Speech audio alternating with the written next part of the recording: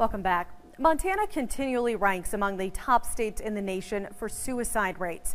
Tonight, we continue our MTN Zero Suicide Initiative series of stories looking at our state suicide rate and, even more importantly, the people and lives of Montanans. We want to start conversations and ultimately reduce the suicide rate.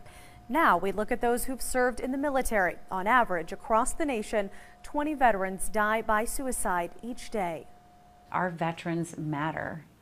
They matter. Get help, come forward. 1 out of every 10 Montanans has answered the call to serve in the military, each with their own unique story of service and experience, and some with invisible wounds. Veterans have a unique experience in that they're exposed to dangers that potentially increase their risk of mental illness if treatment isn't sought, and then increase their risk for suicide.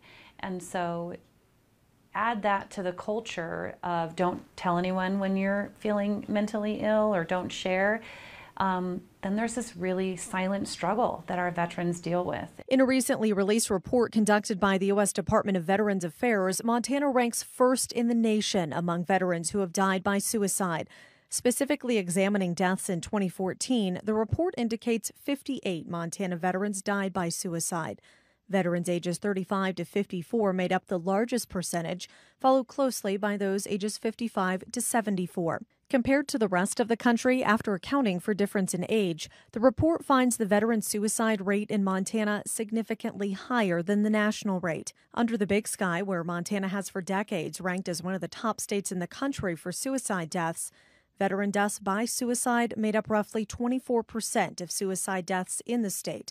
The rate for veterans is more than double that for the entire population. The different triggers from different wars are what impact the combat veteran the most, because that particular trigger puts them right back into a self-preservation mode. Many veterans deal with the stigma of mental health in a negative way, and they feel that they have to isolate and just hold back their emotions and things, and that's when tragedies occur, when they try to make that kind of emotional pain go away. According to the Montana VA, veterans are more likely to attempt suicide by firearm, and 85 to 90% of those who attempt suicide by firearm will die.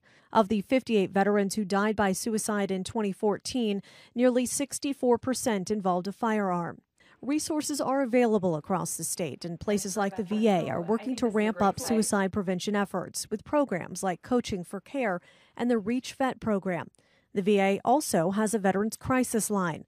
Between October 2016 and September of 2017, 453 veterans have called that line.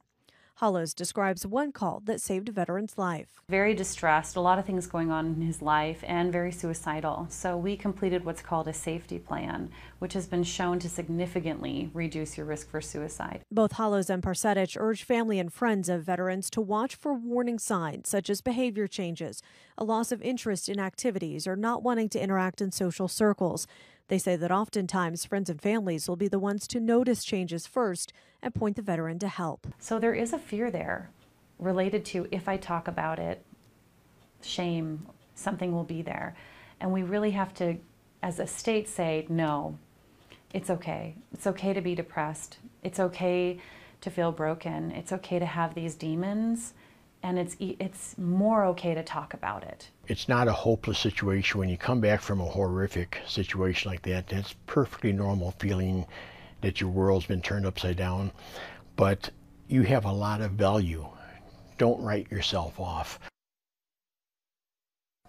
And we have a lot of resources available for you and for anyone who needs it. Those resources are online. You can head to KRTV or KXLH.com, find the Zero Suicide Initiative link under the community.